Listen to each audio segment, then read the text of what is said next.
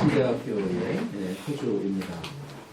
우리 발제자는 전주대학교의 조재천 교수님, 의원님처럼 하셨고, 그리고 우리 정은찬 박사님, 교수님, 지금 최근에 한번 오셔서 제가 잠깐 짧게 한번 소개하겠습니다. 장신 나오시고, 영국 결혼에서 공부하시고, 현재 이번 안양 제2교회에서 또 사역을 하고 계신데, 교수님들 혹시 좋은 기회가 되신다면 또 우리 신진학자시니까 또 초청하시면 좋겠습니다. 자, 그리고 우리 발제를 우리 한 25분 그렇게 발제하시고 바로 이어서 우리 논참 듣도록 하겠고요. 이어서 우리 플로어에서 진행하도록 하겠습니다. 네, 우리 박수로 환영하겠습니다.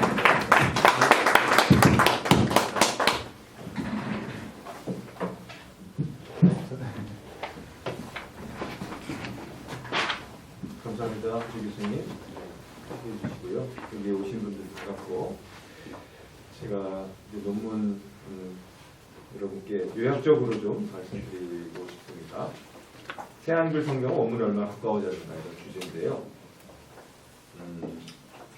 새한글 성경이 아까 우리 이두희 박사님이 설명해 주신 대로 1차적이고 우선적인 목적은 변화된 우리 한국어 언어 환경 그리고 원중들의 필요에 맞춰서 우리말의 번역어에 중점을 두어서 번역을 한 것으로 1차적인 목표는 되어 있습니다만, 저는 이제 그것이 일종의 트로이의 목마처럼 우리말 표현을 젊은 세대에게 친숙하게 바꾼다고 하는 표면적인 명분 뒤에 숨겨진 모르겠어요. 그걸 의도했는지는 모르겠지만 적어도 부차적으로 결과적으로는 굉장히 원문에 가까워진 이전 구격들에 비해서 그런 부수적인 열매를 얻었다고 보고 있습니다. 그것을 제가 제 나름으로 평가하기 위해서 세 가지 작업을 진행했습니다. 새로운 번역으로서의 새로움, 이 번역의 이름이 새 한글이지 않습니까? 그리고 영어로 이것이 코리안 뉴 트랜슬레이션입니다. KNT. 그러면 이것이 코리안 그 뉴가 뉴 코리안에 붙어야 될 뉴인지 아니면 트랜슬레이션에 붙어야 될 뉴인지 그 중간에 뉴가 들어가 있어서요.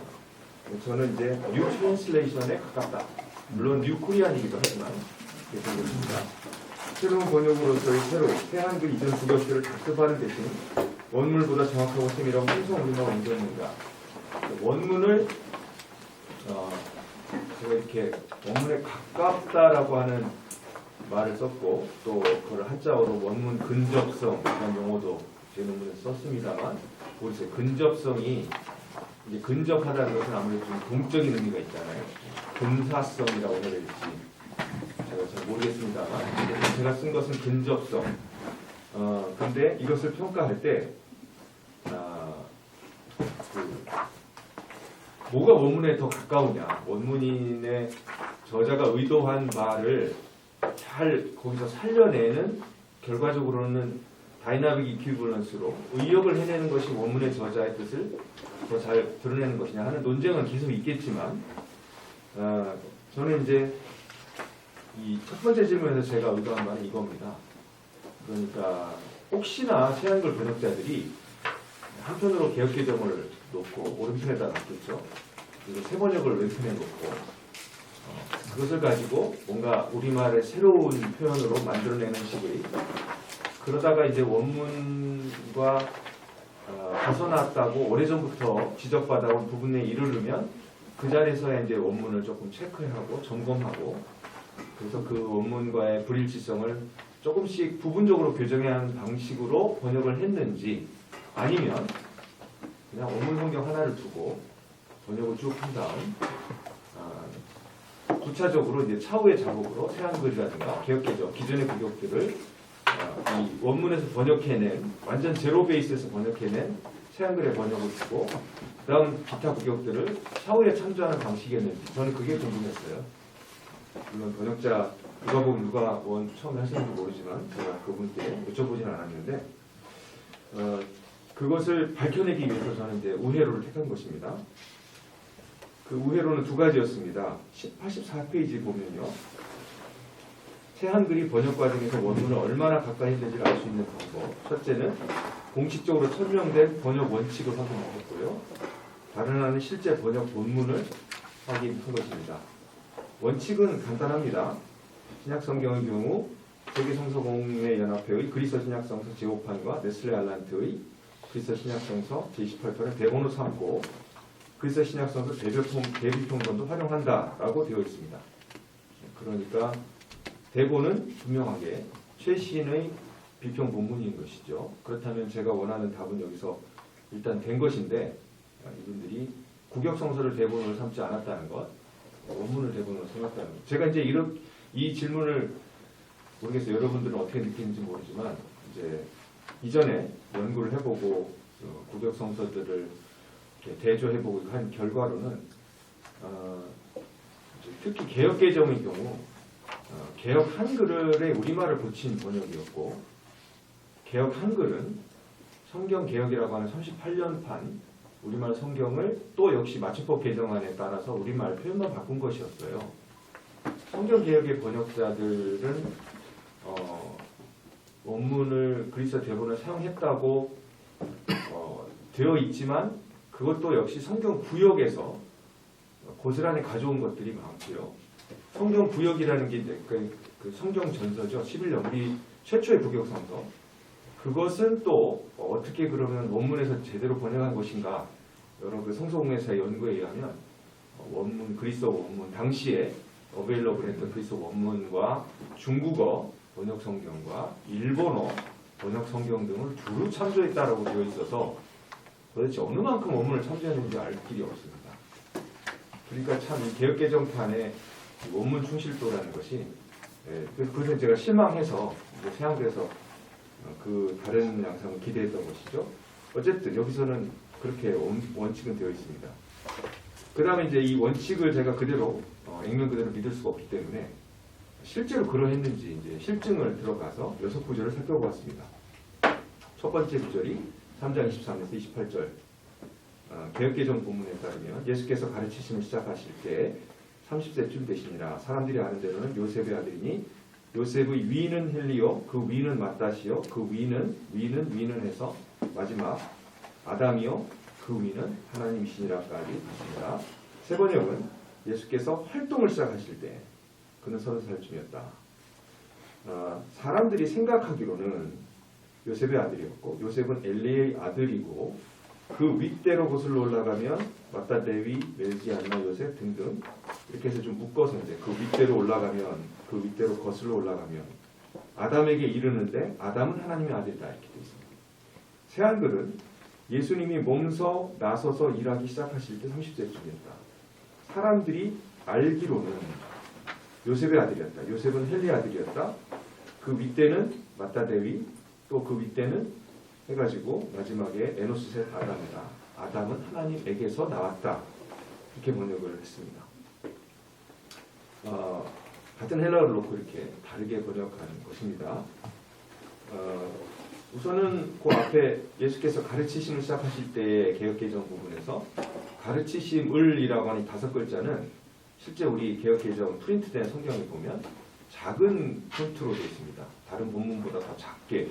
저도 그걸 반영해서 원고에서 썼는데 인쇄하시는 분들이 그냥 차별하시는 분이 똑같이 크기를 하셨네요. 분명히 작아요.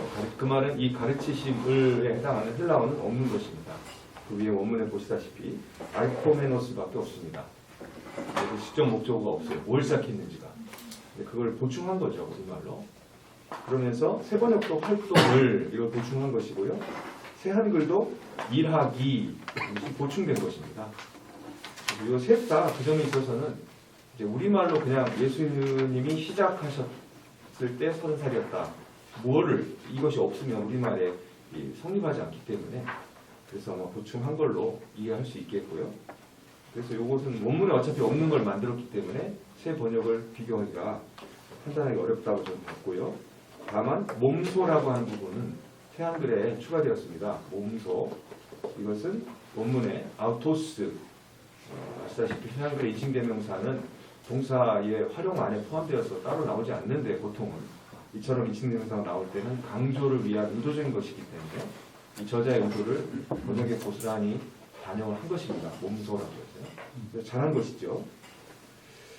이제 문제가 되는 게 호스 에노미죠. 사람들이 아는 대로는 생각하기로는 알기로는.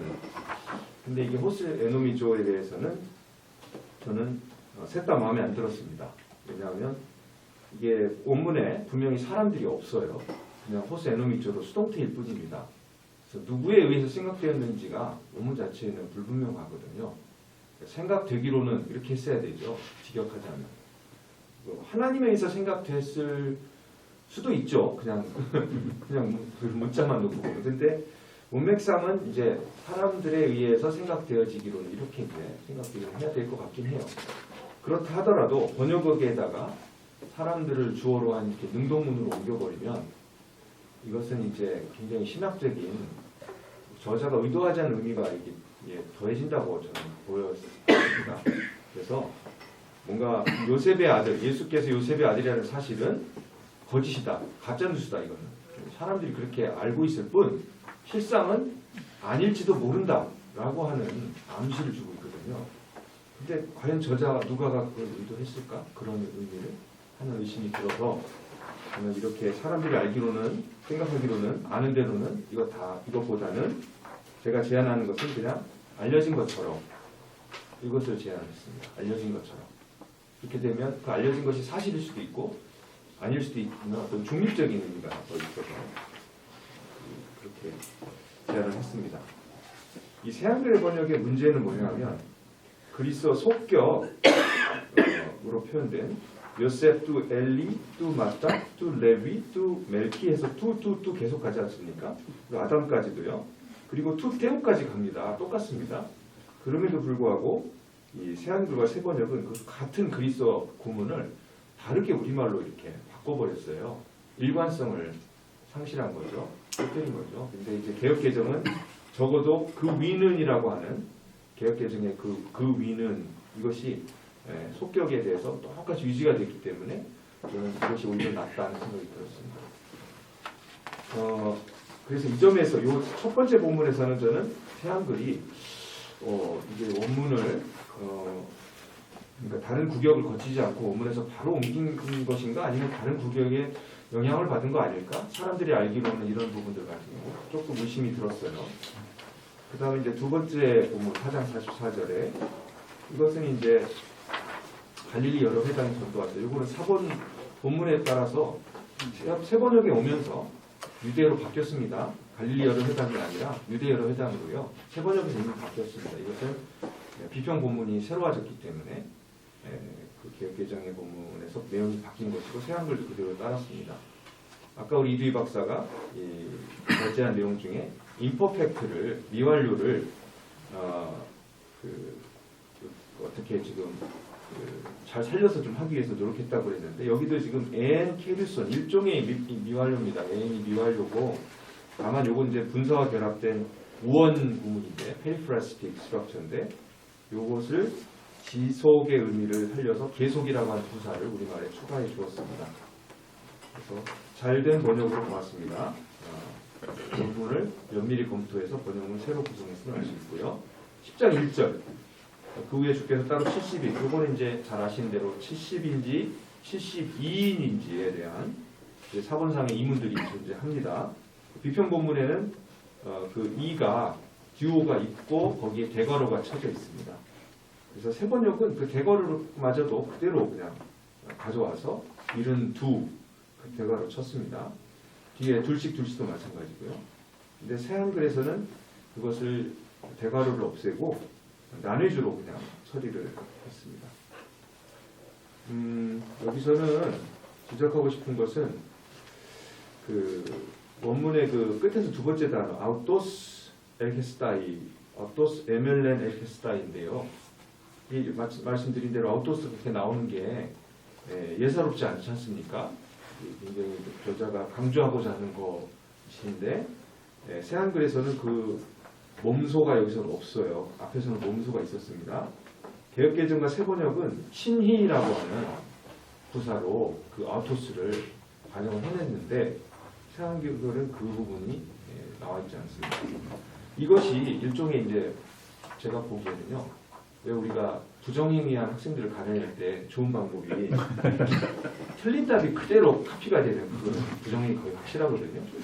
맞는 답이 카피한 건 몰라요. 이 사람이 공부 열심히 해서 맞출 수 있습니다. 근데 틀린 답이 똑같은 방식으로 틀려 있으면 그거는 부정행위가 틀림없죠. 근데 이거는 세한글이 친희라고 하는 앞에 두 부격이 썼던 이 부사를 굳이 뺐어요. 뺄 이유가 없거든요. 그러니까 두 부격을 기본 대본으로 삼았으면 친히 내지는 몸소로 분명히 여기에 두었을 겁니다. 근데 이 두 부격을 제대로 참조 안 한 거죠. 어떻게 보면 번역자가 좀 게을렀을 수도 있는데 그러니까 원문도 참조하고 기존 부격들도 참조했어야 이게 온전한 새로운 번역으로서 충실할 것 같은데 그 부분은 미스한 것 같습니다. 10장 42절 몇 가지만 하더니 부분 한 가지만 더 족하니라. 잘 아시는 마리아 마르다 본문인데 이것도 그 원문의 문제입니다. 헤노스 대 에스틴 크레이야 요거가 이제 비평 본문 최신 비평 본문인데 과거의 이제 본문 비평 본문에는 다른 이문들로서 88쪽 넘기시면 바로 그 올리곤 대 에스틴 크레이야 에 헤노스라고 하는 이 부분이 여기에 있었던 거예요. 그거를 살려서 번역한 게 개혁개정입니다. 네. 몇 가지만 하든지 혹은 한 가지만이라도 족하니라 필요하니라 뭐 크레이아가 있는데 그걸 이제 족하니라 이렇게 번역한 겁니다. 그래서 네 근데 이제 새번역과 새한글 새번역에서 새번역 그러니까 이게 저한테 참 하나의 서프라이즈였어요. 왜 새번역이 이 올리곤 대 에스틴 크레이아의 헤노스를 반영했을까? 새번역은 2001년이고 이때는 이미 GNT3 뭐 NA26 다 나왔을 때거든요. 그때 이미 다 바뀌었었거든요. 이렇게 지금 여기 나온 NTG 본문처럼 헤노스 대 에스틴 크레이아거든요. 이걸 반영하지 않고 굳이 옛날 그 본문을 반영했어요. 이게 새번역 번역자들이 이 부분은 개혁개정을 너무 존중한 게 아닌가 하는 생각이 들고 새한글은 새로운 원문을 잘 반영을 했는데 네, 반영을 했습니다. 그래서 그런 점에서는 뭐 원문에 가까워진 것이죠. 분명 개혁개정과 새번역보다도 더요. 네. 그것을 그리고 이제 또 한 가지는 새번역 같은 경우 분명 그리스 원문의 두 번째 단어 아파이레 테세타이 미래 수동이지 않습니까? 수동인데 이것을 새번역은 능동으로 옮겼어요. 아무도 그것을 빼앗지 못할 것이다 이렇게요. 이제 수동은 수동으로 가급적이면 옮기는 게 좋아서 새한글이 원문대로 했고 개혁개정도 물론 원문으로 되어 있습니다. 수동으로 되어 있습니다. 자, 2장 32절 적은 무려 두려워 말라. 새번역은 두려워 말라 적은 무려. 새한글은 그대는 두려워하지 마세요. 유인가 가사 같네요. 어린 양 떼요. 이제 그 이두희 박사님께서 지적한 대로 이 어순 생각의 흐름 원문의 생각의 흐름 그대로 반영하기 위해 어순을 메포부 이 분명히 두려워하지 말라는 게 먼저 나오지 않습니까? 그렇게 했고요. 어린 양 떼요. 포임니온 이것도 그대로 살렸습니다. 개혁개정과 새번역에서는 포임니온 양떼라고 하는 이 의미 자체가 없어요. 의역을 한 거죠. 양떼니까 곧 제자들이거나 뭐 신자들이거나 이렇게 그냥 의역을 한 거지만 새한글은 직역을 한 겁니다. 또 하나 지적할 것은 메포부가 2인칭 명령, 2인칭 단수 명령입니다. 메포부, 그죠? 그리고 뒤에 가면은 이제 후몬이 또 나와요. 2인칭 복수 인칭되고 있어요. 그래서 그렇지만 이제 새한글은 앞에 두려워하지 마세요의 주어를 그대들은이 아니라 그대는이라고 단수로 참 충실하게 옮겼습니다. 그리고 뒤에 후모는 또 그대들이라고. 그러니까 분명히 이 새한글을 읽는 우리 우리말 독자들도 이 앞에는 그대 한 사람인데 뒤에 가면 그대들 두 사람이네 라고 하는 질문, 원문을 읽는 사람이 가지게 될 질문을 번역본을 읽는 사람도 똑같이 가지게 된다는 거죠. 네. 뭐 이 질문을 가지는 게 좋으냐 나쁘냐 이 판단보다도 일단 원문대로 옮겼다는 점에서는 충실하게 옮긴 것으로 봅니다. 19장 42절 이리시되 오늘의 평안을 주었던 주어편하의 권위와 여기서는 이제 그리스 사실 이게 세모적 영향인 것 같긴 합니다. A로 시작하는 원문에 보면 레고흑기 A 이 A가 원래 조건을 만드는 접속사지만 종종 기원 또는 뭐 저주, 축원 이런 구문에 사용되거든요. 아포도시스 없이 프로도시스만으로도 가능한데 지금 여기도 지금 아포도시스가 없죠. 그러니까 결과적이 없는 거죠. 그러다 보니까 좋을 뻔하였거니와 라고 하는 평화에 관한 일을 알았더라면까지만 있고 좋을 뻔하다라고 하는 우리말에 해당하는 원문은 없어요. 그리스어 표현은 좋을 뻔하다. 근데 새 번역도 좋을 터인데 이렇게 했고요. 그런데 새 한글을 보시면 평화에 도움될 일들을 알았더라면 하고 멈췄죠. 네, 그것은 원문에 없기 때문에 거기서 멈춘 겁니다. 그래서 이것도 원문에 충실하게 구문을 잘 옮겨줬습니다. 네, 감추어져 있구나. 역시 수동이기 때문에 수동태로 했고요. 새 번역은 그것을 굳이 너는 그 일을 보지 못하는구나라고 이렇게 능동으로 바꾼 것을 다시 되돌린 겁니다. 개역개정일은 맨날 숨겨졌더나 수동으로 되어 있습니다. 어쨌든 새 한글은 명실상부한 뉴 트랜슬레이션이다. 이게 저의 결론이고요. 6개의 사례로 볼 때는 그렇게 하는 것이고요. 두 번째, 번역대본으로서 비평본 문제. 이거는 충분히 1위 박사님 얘기한 건데 한 가지 덧붙이자면 이 대비평본이 결국 새로운 네스랄람판 혹은 UBS판으로 고스란히 들어옵니다. 그 공동서신 부분의 사례를 볼 때 분명히 그렇게 될 거예요. 그래서 공동서신 부분은 이미 들어왔기 때문에 그렇게 했어요. 36군데가 변화된 부분은. 근데 사도행전이라고 하는 책에도 이 대비평본이 이미 2017년에 나왔습니다. 새 한글은 21년에 나왔잖아요. 작년 말에. 그럼 4년의 텀이 있는데 지금 네스랄란 29판에 들어오게 될 사도행전의 새로운 부분이 이미 나와 있었거든요. 4년간. 그럼 그걸 보고 사도행전을 번역할 때 새 한글을 대비평본의 원문에 근거해서 번역을 했었어야 맞다고 저는 보는데 그렇게 안 한 것 같아요. 52군데나 차이가 나거든요. 네스랄란 28판 사도행전과 대비평본 사도행전 사이에. 그리고 마가복음 같은 경우도 이제 작년에 나왔어야 했습니다. 마가복음 너무 시일 촉박하니까 뭐 어렵다고 치더라도 사도행전이 반영이 안 된 건 좀 아쉽다고요. 비평본문에 있는 대괄호, 이중대괄호 문제가 있습니다. 이중대괄호는 새한글에서 그냥 대괄호로 바꾸어서 그대로 반영됐으니까 문제가 없다고 보고요. 대괄호 본문들 6개를 제가 예를 들었습니다. 원래는 대괄호가 총 55곳에 있어요. 원문에. 대괄호가 이렇게 꺾어진 가로입니다. 그것이 그리스어 원문 누가행전 본문을 보다 보면 처음부터 끝까지 쭉 보면 총 59개가 나와요. 이 대괄호 쳐져 있는 것이.